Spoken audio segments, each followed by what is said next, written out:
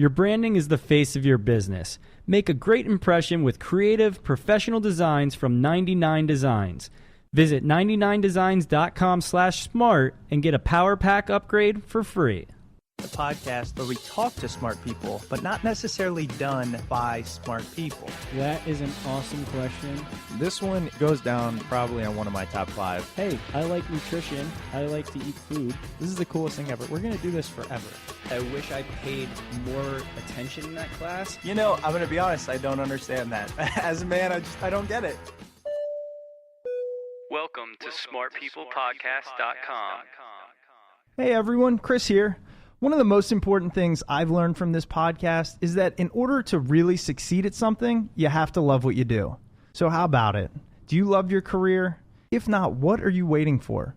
Believe me, I know change and progress can be scary.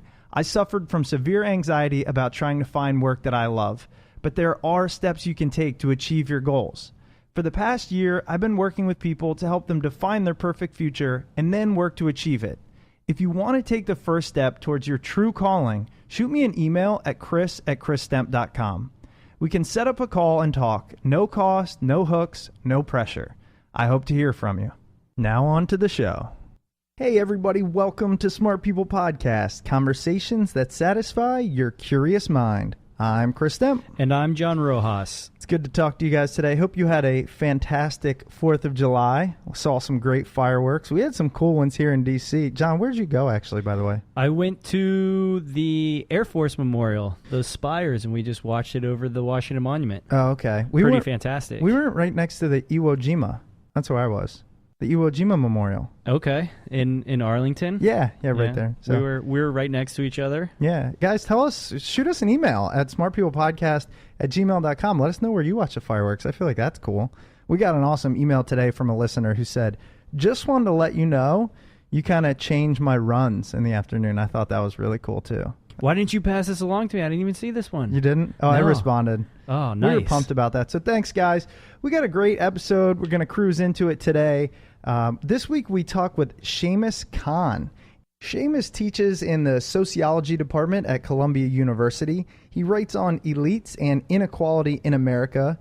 And along with Dorian Warren, he's the director of a Russell Sage Foundation working group on the political influence of economic elites, which is really cool. We link to it at smartpeoplepodcast.com.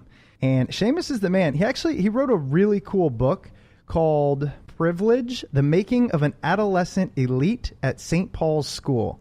And we really talked to him about how we've all heard of the 1% now. It's been a big thing with Occupy Wall Street and all that stuff. But this kind of talks about growing up in an elite environment. And St. Paul's, apparently a lot of people know this, but it's this school in Concord, New Hampshire, and it's supposedly one of the most prestigious high schools in the nation that just breeds these elite leaders. But they also, when they go into the world, they face this issue of kind of not knowing what the real world is like. So we talked to Shamus about that. Really cool. We're going to hand it over to him here in a minute. But before we do that, head over to smartpeoplepodcast.com. Do not forget to sign up for the newsletter over there. We send out some cool stuff about every other week, maybe monthly, but it's good stuff that we're sending out. And also, if you like the podcast or if you love the podcast, head over to iTunes or Stitcher and leave us a rating. You know how much I love that and how much I appreciate it. You guys have been putting out awesome ratings. Keep that up. I really, really do appreciate that. All right. Here it is, Shamus Khan.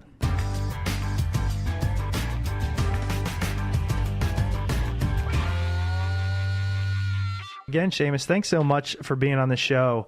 Really excited to talk to you today about all the things you write about and your teaching at Columbia. And first, I kind of wanted to get an idea of your background from your point of view. Obviously, John and I have kind of read as much as we can soak up, but it's always interesting to hear it from your firsthand perspective. How did you get to where you are, and why do you kind of study sociology and human behavior? So I think the way in which I ended up in sociology is partially because of personal experiences that made me sort of more and more aware of inequality in the United States. So I grew up in I'd say like a pretty well-off family, but neither of my parents grew up in well-off families. So my dad is from Pakistan and my mom's from Ireland, and they both immigrated here in the 70s. and they came from, I mean, really poor families, actually. So my mom, when she was she was born in 48, they cooked on an open hearth. They didn't have electricity. They pumped their own water from a well. And my dad's village, like I remember as a kid when they first got electricity. But my parents came here sort of upwardly mobile immigrants. My dad became a well-respected surgeon. My mom was a nurse. And I ended up going to a bunch of elite schools. So I went to this place called St. Paul's, which is probably one of the most elite boarding schools in the world.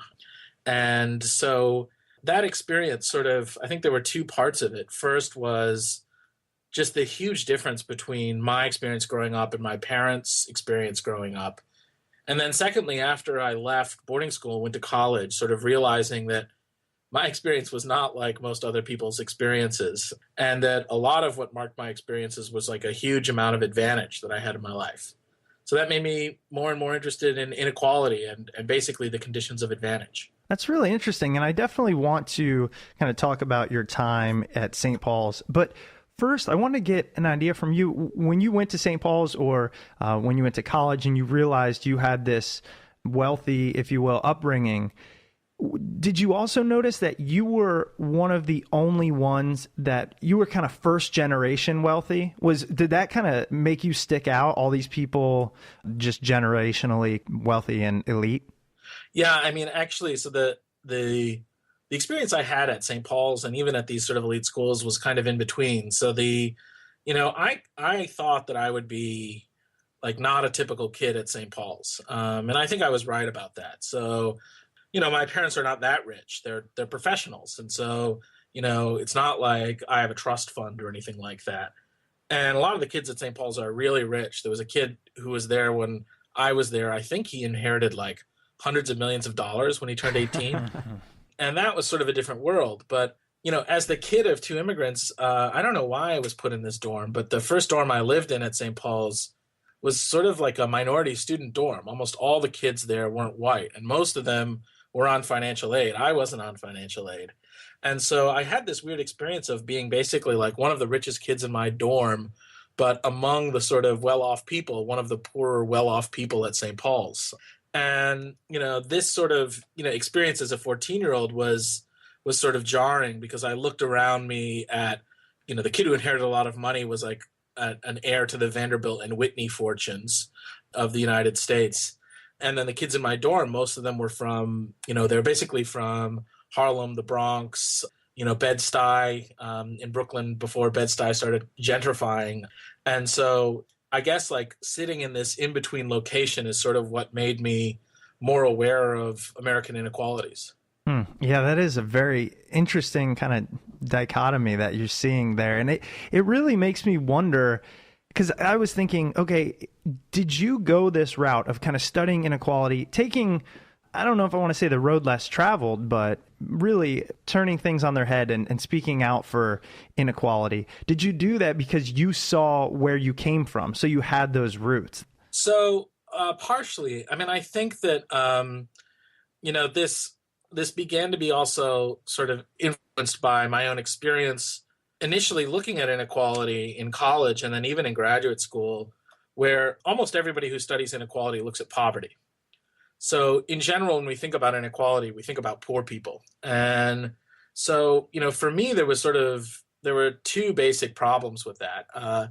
The first was, and a lot of scholars agree with me on this, that if you think about inequality by looking at poor people, you often suggest that there's something wrong with poor people that's making them poor. And then the second is that like inequality is a relationship. So it's really the gap between the rich and the poor. And we don't know that much about the rich, or at least we don't spend a ton of time studying them in comparison to studying the poor. And so for me, like, I think part of the reason why I became more acutely aware of inequality was also the ways in which we thought about inequality. They didn't quite map on to sort of the way in which I had become more aware of inequality, which was not by thinking about the condition of poverty, but actually by thinking about the condition of wealth and advantage. I'm fascinated by this idea of, because I'm sure we'll get into it, but what your parents came from to the opportunity that they gave you. I think that's a storyline of many even millennials. Like I know my dad was insanely poor. I mean, 8 kids, 2 parents in this 2-bedroom house, 1 bathroom. They got to take a bath like once a week or something. And to what in just 20 years he's provided, the 20 years till he had me or whatever, what he's provided me, it's a fascinating thing. And one of the things I wanted to ask you was, oftentimes people I talk to about, they're unhappy with their job. And they have this guilt because it's actually a good job. I mean, it happened to me, right? You're making $50,000, $60,000, $70,000 at a fairly young age, yet you're still unhappy. But you feel guilty because there's others out there that would love that job. And I often wonder, is that because of, in your studies, have you ever looked at this? Is it because of how you're raised or your expectations? And is it natural and normal to feel that way? I don't know that it's natural and normal. I mean, I think that part of the challenge is the way in which we sort of valorize worth. So if you even just take the word worth, it has like 2 meanings. The first meaning is sort of asking yourself what a worthwhile life is. Like, what is it worth doing in the world? And the second meaning is, how much money do you have? That is, what is your total value of the assets that you control? And I think that, one of the shifts that we've seen over the last 40 years is an elision of these 2 ideas. So we don't think of a good life that independent of a life where you make kind of a lot of money. And I think that like this monetary anxiety is actually a really important aspect of understanding the present situation here in the United States, even among millennials, because, how is it that we define a good life, a successful life, I think has been hugely inflected by the ways in which we think about our worth as tied to, basically what we can extract from a market. And so the anxiety of position is really, really pronounced. Tocqueville wrote about this in a kind of fascinating way. And he said, one of the great problems with the march or advance of democracy is that everybody's basically equivalent. And when everybody's basically equivalent, we begin to be anxious about our position relative to others. And we begin to then think, how is it that we can mark ourselves as different or evaluate ourselves relative to others in a society? And the thing that we often fall back upon to do that is basically our checkbook or our income, the value that we can extract, in our employment, which shows how different we are from others and what our overall sort of social worth is. I got goosebumps there. I really did. Yeah, I've never really looked at it that way. It's so funny because I literally had a very similar thought. This is crazy. Nobody's even going to believe this statement, but I woke up last night at 4:30 in the morning. My fiance can vouch for this. And I started taking notes in my phone because I'm working on a lot of writing, looking at money that way almost. The thing that I kind of said in my notes thing on my iPhone was that money is the easiest thing to tie yourself to.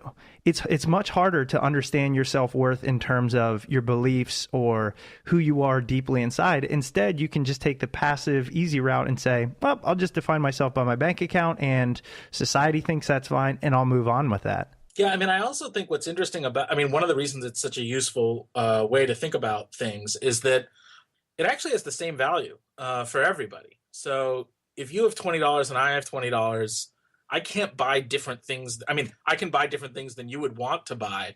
But if you want to buy, a book that's worth $20, it costs the same thing from me. And that actually makes it a really useful way to sort of gauge people because it's really, really comparable. And in the social sciences, this is actually something we do all the time. So when we think about inequality, we always do it relative to income or wealth. So we say what's the difference between black people and white people? How do we evaluate that in terms of inequality? It's how much money they have. What's the difference between men and women in terms of overall levels of equality? It's how much money they have. What's the difference between immigrants? What's the difference between the undocumented and the documented? What's the difference between, any group of people? And we use a sort of a dollar sign. And in a lot of ways, it makes sense because money is ambivalent to who you are. If you have $20, you have $20.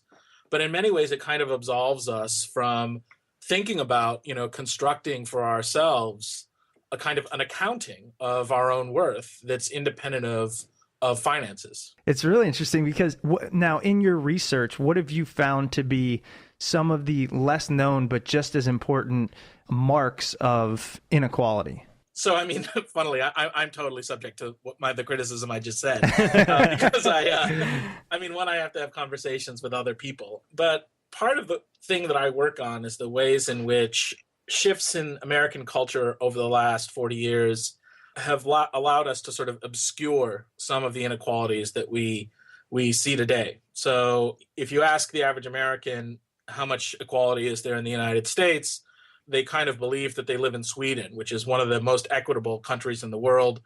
And they think that they should really live in a place that looks like a communist utopia. But the reality of the American condition is that we're one of the most unequal of the developed nations. And so what I'm interested in is how it is that this has happened and how it is that wealthy people sort of think through this experience of wealth. And a lot of what I point to is the ways in which elite Americans have ceased to be a class and increasingly define themselves as a group of talented individuals. And what I mean by that is that if we think back to like FDR or even JFK, those guys had a kind of patrician quality to them. JFK's accent or FDR's sort of self-presentation, they sort of presented themselves as like belonging to a group of people who were leaders or who were elites and who were sort of different than most other Americans. And, you know, they had their own places that they vacationed. They had their own cultural tastes. They had their own sort of waspy dispositions. And in that sense, I sort of think of them as like a class, a group of people who's defined by their social connections, their cultural tastes, things like that. And one of the things that elites today do is decreasingly define themselves as a class and increasingly think of themselves as a group of really talented individuals. So it's not shared social networks or shared culture or anything like that that defines them. They're actually just really talented people. And in this sense, part of what I argue in my work is that elites are people who've sort of most seized upon the cultural rhetoric of civil rights movements and the rights movements of the 60s, which were actually used to confront elites, where, you know, to think in terms of Martin Luther King, it's not the color of your skin or it's not the class background and family that you have, but instead the content of your character that defines you. And I don't think this actually defines elites, but I think elites have embraced this rhetoric in ways that have been very useful for them in terms of advancing their social position. And that's super interesting. Now, I'm wondering if you would then say it's possible to be extremely wealthy, but not elite. And is it possible to not be wealthy and be elite just due to the way you act? So, I mean, you know, I guess this is kind of a definitional thing for me. And I think of like elites as people who have an immense control over access to a resource, and that resource has to have some transferable value. And so, like, you know, the idea there is like, we can all have access to a resource, but it might not be that valuable. So if I'm the greatest jump shooter in the world, I'm probably going to do pretty well. If I'm the greatest jump roper in the world, it doesn't really matter that much. And so, like, different resources have different kinds of values. And what elites are people who have a lot of control over some kind of resource. And through that, they can basically use it to advance their position. So, you know, that resource could be that, like, you know, I'm a cultural arbiter of taste, and maybe I'm not that rich, but I can help decide, like, what the new next, you know, restaurant initiative is going to be or something like that. Or I could be really, really well connected with other people. And it just so happens that people who have a lot of one resource, cultural, social, economic, tend to have lots of others as well. So we can think of these as like different currencies that have exchange rates. You know, some people are holding on to dollars, other people are holding on to euros, other people are holding on to yen. And as societies develop, these currencies begin to have different values. So sometimes money has the most value.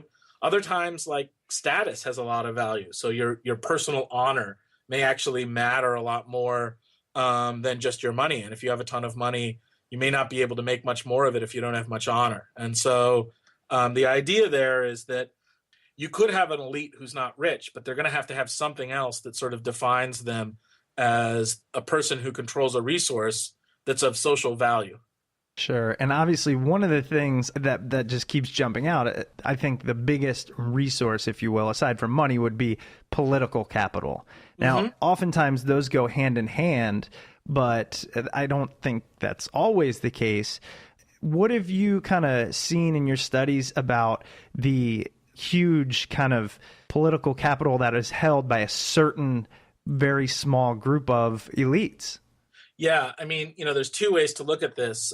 One is to think about who politicians are, and the second is to think about how is it that politicians are influenced. And here, a bunch of political scientists have done great work on this. So there's actually a young guy named Nick Carnes, who's at Duke, who's looked up like the class background of every person who's been in Congress over almost the last 100 years. And what he's found is that like the working classes, which makes up about 40% of Americans, has never made up more than about 3% of Congress. And so there's just this huge bias towards wealthy people being our elected representatives. And some of this makes sense. Like, you might say like, well, of course, that's because, you want people who are really, really successful to be our representatives.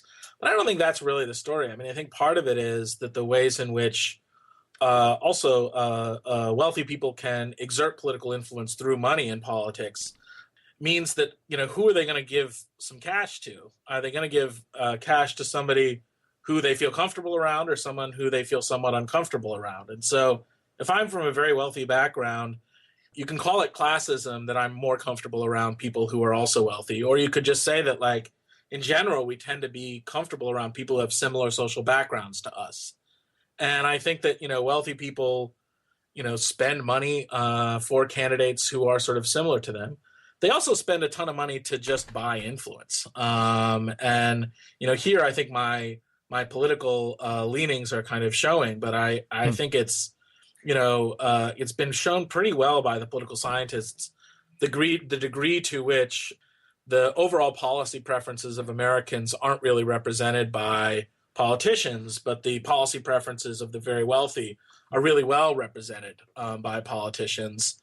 And I think, the question as to why that happens is basically that politicians themselves are wealthy, and they primarily get their support through massive donations of other wealthy people. And so the kind of, what we might think of as political capital or political resources are really not well distributed at all in the United States. I'd say historically this isn't that unique, but it is somewhat jarring if we want to think of ourselves as a kind of a democracy. Yeah, I mean, what do you see as happening? Because I came across an article on Fabius Maximus. It's the first time I've come across this website, and they talked about how the 1% won this counter-revolution after trying to reverse things from the New Deal and the social programs after World War II and all this stuff, and we kind of just got satisfied as a middle class. And I was reading into the Powell Memorandum that was written in 1971, and it was entitled An Attack on American Free Enterprise System. And it basically laid out all these points on how businesses should protect themselves, and they need to get rid of unions, and they need to stop the influence of scholars on campuses. And it's this long document that's actually really scary. And so this has been going on for 40, 50 years. What do you think is going to happen to us, and how do you think America will finally, I guess, wake up or start these slow, low violence revolutions again? Yeah, I mean, I think that, so you mentioned unions, like the decline of unions in the United States explains about a third of the increase in inequality. So that alone is like a huge, huge factor. I'm kind of a cynic. And so, when I look at this, and this is just, by the way, this is not based in any research I've done. It's like an intuition I have about the world. So you can kind of take it or leave it. But the sets of New Deal programs that were really sort of central to helping redistribute money, so central to making rich people not as rich as they are today, and distributing things in non-market ways, so politicians redistributing funds, were part of like a broad social contract, but they were part of a broad social contract that excluded Black people. I mean, and pretty systematically excluded minorities. And to me, I don't think that it's that much of a surprise that Americans began to retreat from, welfare state, New Deal redistributive programs at the end of the civil rights movement. That is, that as Black Americans began to be able to make legitimate claims on the redistributive mechanisms of the state, Americans became less interested in redistribution. And, I don't think Americans are also that unique in this position. So, for me, it'll be really curious to see what happens to, say, the major welfare states of Scandinavia as they experience all kinds of immigration pressures and whether or not they want to be part of this massive redistributive scheme. And so, part of the idea of these redistributive schemes is that there's a social contract. And the social contract says, like, maybe we should pool our risks. Some of us are going to be subjected to some pretty, hard knocks in life. And it's a moral good to take care of people who then sort of are less lucky than I am. But a basic condition of the social contract is not that, like, I believe that I should redistribute my money to people who are not like me, but I should distribute them to people who are like me. And nations were a central part of this. But I think that as, diversities within democracies increased and people who lots of Americans began to think of as not like them were suddenly benefiting from social programs, we kind of stepped away from the idea that social programs were a good thing. And I think that the result of this has been like wide-based harm to people who actually previously were benefiting from such social programs. And so, from my perspective, part of what needs to happen is a kind of revisiting of the basic idea of a social contract and how it is that we have obligations to one another, what it means to do that, and who counts as groups of people that we have obligations to.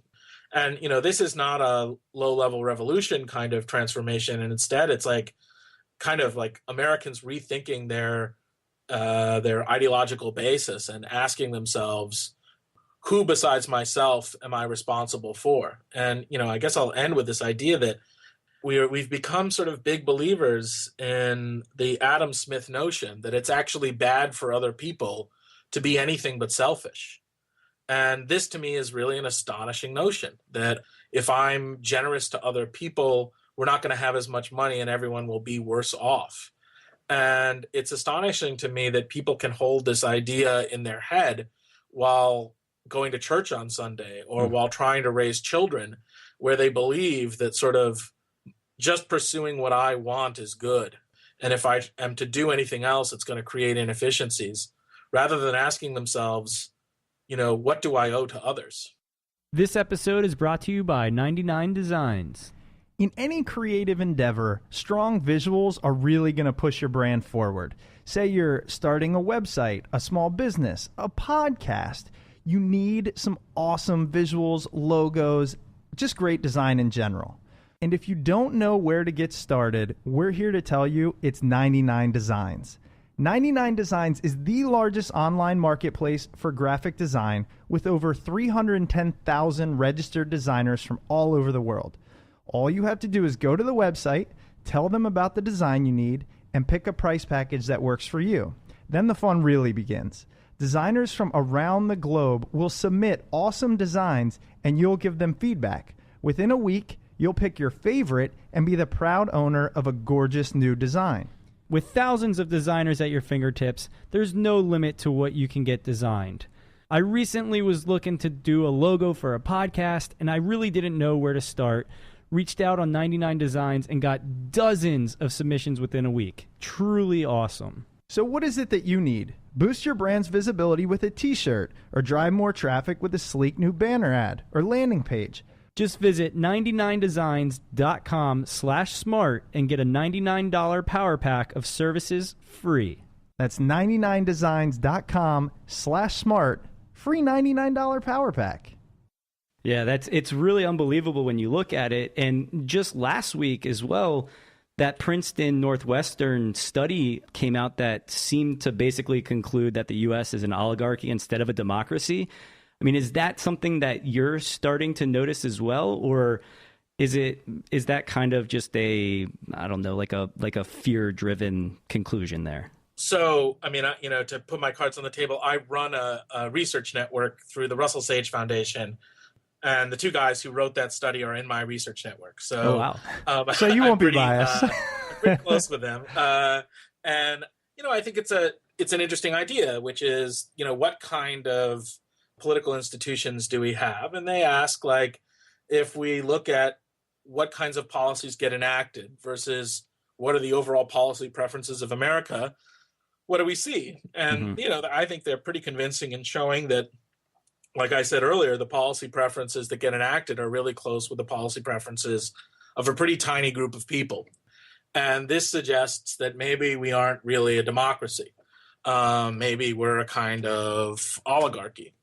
And I think that the recent Supreme Court decision is going to do, a little bit to push us further down that road, to have sort of unbridled money in politics. And, there have been some creative proposals to think through how it is that we might transform this. So there's a guy at Yale named Bruce Ackerman who said, like, what if we gave every American basically a credit card and they could only spend it on some kind of political organization? It could be, you could spend it on Greenpeace, you could spend it on the Democratic Party, the Republican Party, the Fascist Party, we don't care.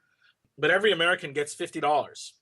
And it may seem like that's going to cost us a lot. Like, it may seem like with, 300 million Americans, we're looking at billions and billions of dollars.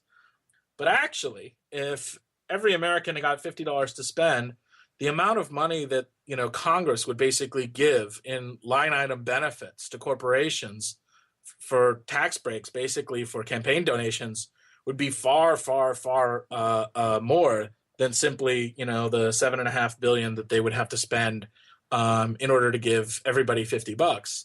And it would make all politicians really accountable, because the only money that they could raise would be on a $50 basis to a group of constituents. And things like this, like, I think of these as sort of like interesting thought experiments. Like, are there little things that we could do like this that might reconnect Americans with their democracy, where we could also say, like, look, I'm kind of annoyed with what the Democratic Party is doing right now, and I'm just not going to give them money. And if they don't get my $50 or my friend's $50, they're not getting anything. And so it might push for greater degrees of accountability to the distribution of people in the United States, rather than, say, the one person who can spend hundreds of millions in order to have their very particularistic interests met.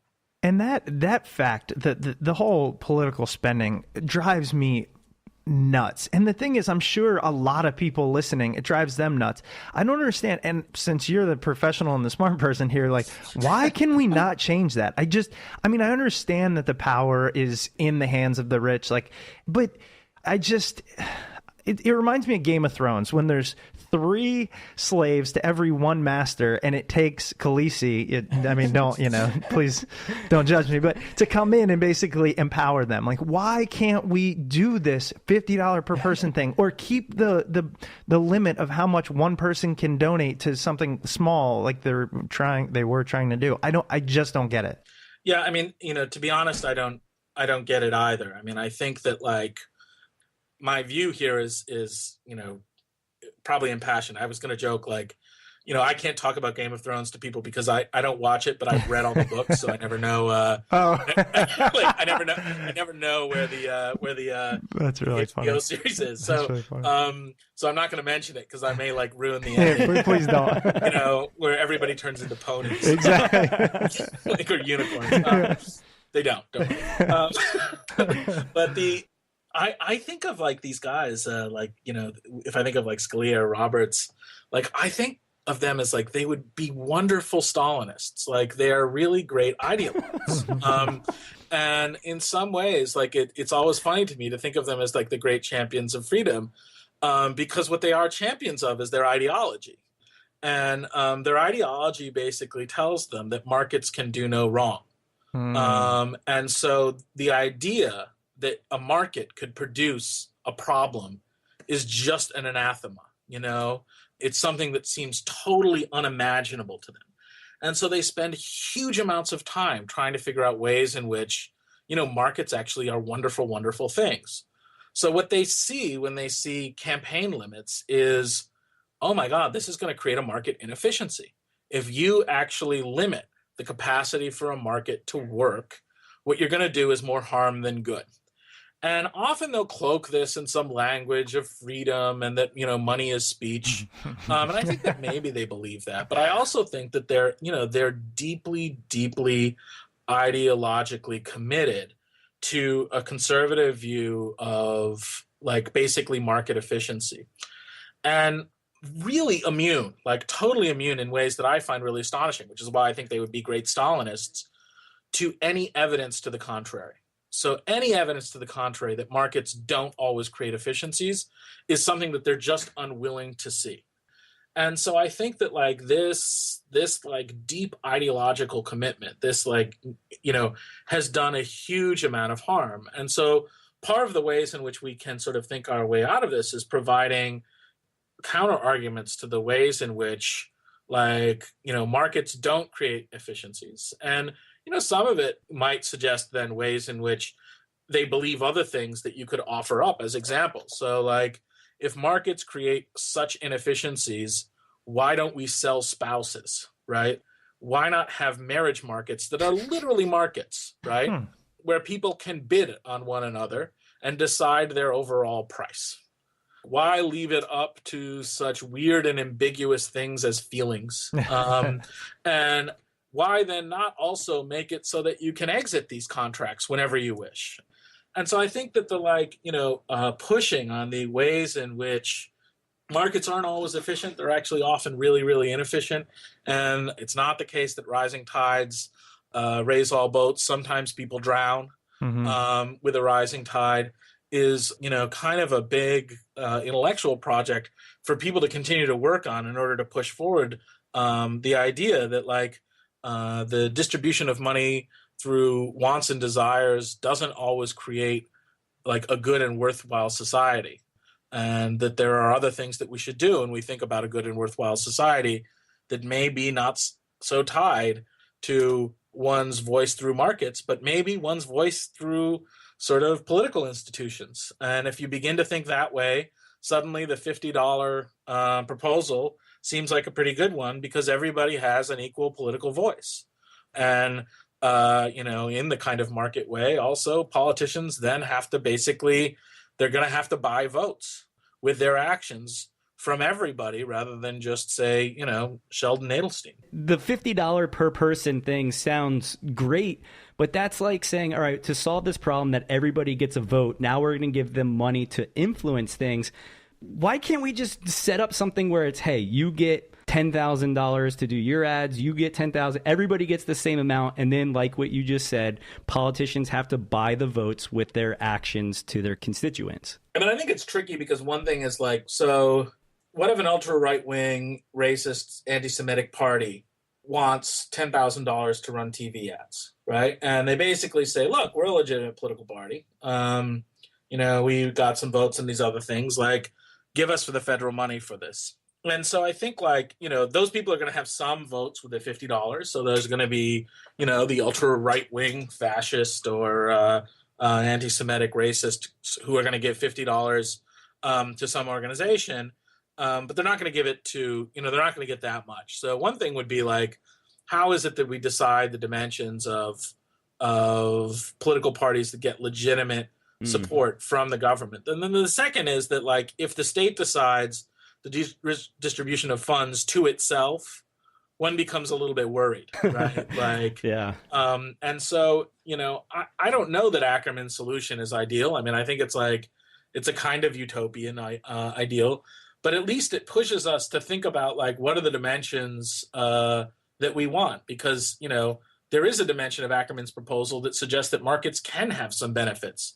And one of the benefits is that if people don't do a particularly good job one year, they're accountable to the people the next year, and people use market mechanisms, which is their $50 or their feet, basically to walk away from that party and to support somebody else. Interesting. Yeah. And I want to throw this out there to just all the listeners. We kind of have gone down this political path, and I think where we stand has come out. But if somebody out there is, and out of the 10,000 plus people that are listening, somebody and plenty of people probably are disagreeing. Email us and say, hey, interview this guy. And because I'd like to hear the opposite side, because there's a lot of people that present it, and maybe it's just a little bubble I live in, but I don't understand how there is this opposite side. So I just had to throw that out there. And then kind of steering away from the political aspect, getting back to inequality in general, I want to play a little bit of devil's advocate and say, you know, perhaps no time in history is opportunity as great, with educational access being pretty much open, oftentimes free, with, you know, Khan Academy and all the, I don't know, things that John does online with coding. And you can teach yourself. There's a lot of resources available. The internet that is, you can go into a library and pretty much have. Why can't we just say, look, may the best man win, go work hard. This is America, make your own future. And that's what, you know, the Democratic and all that, that's what it's all about. Yeah, I mean, I think there's like, I would have two basic responses to this. The first is like, look at the data over the last 40 years. And what you see is that America has one of the lowest levels of mobility of any industrialized country in the world. The only place that might be worse than us is Britain.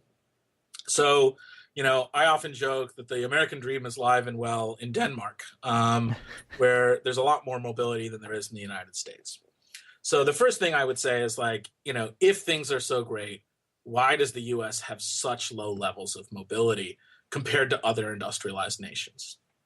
The second piece of this that I'd say, like, is instead of like just looking at the data, think for a moment about two kids in the world. So I live in New York City, and I live in an apartment building. In the basement of my apartment building, well, not the basement, actually, the first floor of the apartment building, is like a daycare center. You can send your kid there at the age of 3 months, excuse me, not 3. And I think it's something like $25,000 a year. And, you know, so you could start there, and then when the kid's 4, send them to, you know, one of the better private schools here in the city of New York, which you're looking at like 30 to 40,000. And then they could spend their years through 12th grade at such private schools at around, you know, 40,000 plus their preschool years. You're looking at $500,000 in total investment. And then maybe they go to Columbia, where it costs, again, maybe let's say $60,000 a year by 4 years. So you're looking minimum investment $750,000. And that's actually before, you know, the kid has any other differences between it and another kid. So they, you know, not assuming the kid goes to Europe on vacations or has some kind of summer enrichment programs. I mean, from my perspective, it isn't unimaginable that kid has $1 million invested in him. You could take another kid who goes to public school in the city of New York for a period of time, and the likely investment in that kid is probably $200,000. And you should ask yourself, like, would you expect $1 million investment to have the same return as a $200,000 investment? And, you know, for me, actually, it's almost shocking that, like, the kid with $1 million investment isn't 5 times better off. But, you know, this is one of the great challenges, because I think that, like, you know, the parents who are investing that much money in their kids are not bad parents, right? They're not terrible people for creating massive inequalities by investing so much in their kids. In fact, they're doing what we think parents should do, which is to invest a lot in their kids. But I also think that we operate under a kind of fantasy in believing that the average kid who has so much less invested in him is somehow going to be able to perform at an equivalent or even far greater level than the kid who has a tremendous amount invested in him. And we can all come up with examples like this. People are actually really fond of being like, you know, let's talk about Mark Zuckerberg or Bill Gates. And, you know, my reply is always, you know, Mark Zuckerberg went to one of the most elite boarding schools in the country. Bill Gates is from one of the wealthier families in the Pacific Northwest. You know, yeah, let's talk about them. Fine, they didn't graduate from Harvard. They were pretty well off to start with. But we could even take other examples of real rags to riches kinds of stories. But I think that the thing is that, like, it's just not common. It's just not typical. And when we look at the mobility statistics, we know it isn't. And we think, if we just think for a moment and ask ourselves, if there are parents who are investing millions of dollars in their kids versus parents who don't have money to invest in their kids, why are we operating under the fantasy that those two children basically are equivalent and are starting at the same point in time in terms of like their capacity to succeed in life? There's going to be some kids who either through really hard work, luck, or something else, are an exception to the overall trend, but they're going to be a massive exception to the overall trend of people are able to invest huge amounts of money in their kids, and that yields rewards. And so for me, when looking at inequality, one of the reasons why I'm anxious about the rising inequality that's driven by the rich people getting much, much, much richer is that it allows those who are getting so much richer to invest that much more in their kids. And I think that those people are not doing terrible things to their children by investing money in them, but I think the consequence for society might be kind of bad. And so we should ask ourselves, do we want rich people to be able to invest millions and millions in their children, or do we want to think about ways, such as taxes, that would allow us to invest across a whole host of people in society? And would we be better off if we made that broad-based investment and gave lots of people a chance rather than those people who were just lucky enough to sort of come out of the womb of a family that already had resources? In some ways, I think we're doing harm. Well, and is there any, just hearing that, I'm like, that could never happen. It's just in human nature, I think, to look out for yourself. For the most part, when I say that, obviously we are kind of community-based creatures, and so we'll look out for maybe our small pod or our secondary family, whatever you want to call it. But to say, hey, look, you make $2 million a year, I don't know, and we're going to take a large portion of that for the global good or the national good. It's never going to happen, because there's people out there that believe the world's going to end in 10 years, or they're building bunkers and all this stuff. So they're going to hoard their resources. What is your response to that? So first of all, I'd say it might never happen, except that it did. What was the marginal tax rate among the wealthiest Americans in the mid to late 1960s? I have no idea. 91%. Oh, it's way low. No, 91?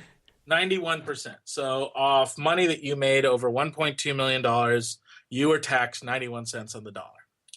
Right? And so the idea that America is unable to sustain really high tax rates on wealthy people is just not true. We actually have plenty of evidence. Now, I've picked a point in time where it was really, really high, but actually through the 60s and 70s, and actually through all of the 60s, the marginal tax rate was above 70% on the highest earners.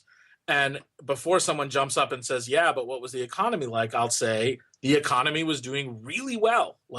Actually, it was one of the periods of the highest degree of sustained job growth that America's ever seen. And so, one thing I'd say is it actually has happened before. The second thing is that we don't actually have to do this redistribution solely through taxes. So another way that we can think about doing it is ask how is it that wealthy people have become so wealthy? And there's a great economist who sort of looked at the tracking of the average person's wages and productivity. And what they've shown is that if you look from the 40s through about the 70s, productivity increases led to wage increases for workers. So as workers became more productive, they made more money. Starting in the mid to late 1970s, there was a total divorce of workers' wages and productivity. So American productivity has continued to increase at the rate that it did from the 40s through the 70s, but American workers' wages are stagnant. And so the one thing you would ask is where's all the money going? That is, if productivity is going up and workers' wages are stagnant, where's the money going relative to the increased productivity? And the answer is that managers have seized it. They've actually created political institutions that have allowed them to extract greater value from companies. And so, another way to think about this is that the person who makes $2 million a year doesn't really make $2 million a year. They make $500,000 a year, and they've worked to construct new political institutions and economic institutions that have helped them extract another $1.5 million that probably should have gone to somebody else who's actually more productive than they were in the 70s, but has seen no wage increase themselves. And so, I think that it doesn't, it's never going to happen. We're not going to get back to 91% marginal tax rates. Sure, I'm fine with accepting that. I think we could get back to, slightly higher tax rates. I think it would be a hard political road. But the other thing we can ask is why is it that American workers are so divorced from their productivity raises? Why is it that workers haven't seen real wage increases? So since basically the 1970s, the trends here are kind of complicated. I mean, maybe just to quickly get into them, men's wages have declined over the period. Women's wages have increased considerably over the period because they used to be really discriminated against. So overall, people's wages are slightly up since the 70s. But that's primarily because women used to be really discriminated against. And if you look at the wages of men, they're down, and productivity is way up. And so, like, basically, there's a way of thinking about this. Like, I tend to think about it as wage theft, that workers are getting a lot more done for every hour that they're working, and they're not making any more money. And people at the very top of the distribution are making a lot more money. So it's pretty easy to see where the money's going. That was awesome. Yeah. I really appreciate that. I mean, that's kind of, and again, there's probably people out there that might disagree, but that's the reason we kind of started the show, because you've done years and decades of research, and we got a good kind of snippet in a logical, concise manner right there. So I really appreciate it. And I know that we have taken up a little bit more time than we had estimated, but we tend to get on these conversations, and they're amazing. So I really wanted to say thank you for kind of joining us. And we didn't dive in too much to your book, Privilege, The Making of an Adolescent Elite at St. Paul's School. But I do want to say to our listeners that kind of everything we've touched on today is explained, but in a maybe a more congruent narrative in that book. And it's really fantastic. So we'll put a link to that on Smart People Podcast for those that are interested into this topic of elitism. And Shamus, I wanted to see if there was any other places that you write and people can kind of follow along what you do, your research and things like that. Sure. I've written a bunch of stuff in Time Magazine and Al Jazeera English and the New York Times. So I can shoot you guys some links if you want, but that's probably the best way. And some of the stuff that I've talked about today, I've written there, and there are links to the research of mine and others that might be interesting to people. Great. And what's your website address? ShamusKhan.com. Okay. And it's ShamusKhan. You can see the Irish and the Pakistani in there, although it's spelled in an American way. I love it. It's the mixing bowl. Yeah, exactly. Well, again, thank you so much. Really appreciate it for your time being on the show. Yeah, it was my pleasure. It was fun. Welcome back. Hope you guys enjoyed that conversation with Shamus. Don't forget, you can reach out to us 100 different ways at Smart People Pod on Twitter, Smart People Podcast on Facebook, and you can email us at smartpeoplepodcast@gmail.com. It's not really 100, but it was only 3. I think wanted more it to sound importantly, better. well, maybe not more importantly, we definitely want to hear from you, but tell other people. And we're still trying to grow this bad boy, even though we've gotten pretty high up there every now and again. No, it'd be perfect if people just told one friend. If every single person told one person, we would double our we would downloads. double it. How amazing would that be? Thanks for reaching out and letting us. We had somebody the other day, I think he's an English professor, email us and give us a few pointers or tips or just recommendations. I thought that was cool. It was pretty awesome advice because it's going to help us in our way of getting our message across. Is it actually going to help? It is. Do you think we're going to change it? I hope so. I mean, it takes a lot of work. Otherwise, he better email us again and say, hey, we didn't notice any changes. That's what I told him. I'm going to go ahead and need you to listen to my email this time. Send John a congratulatory email for getting a new job that's pretty badass, and he's actually going to not only enjoy it, but be good at it. Yeah, I'm going to love it. Guys, don't forget to support the show. Head over to 99designs.com/smart to get a $99 power pack of services for free today.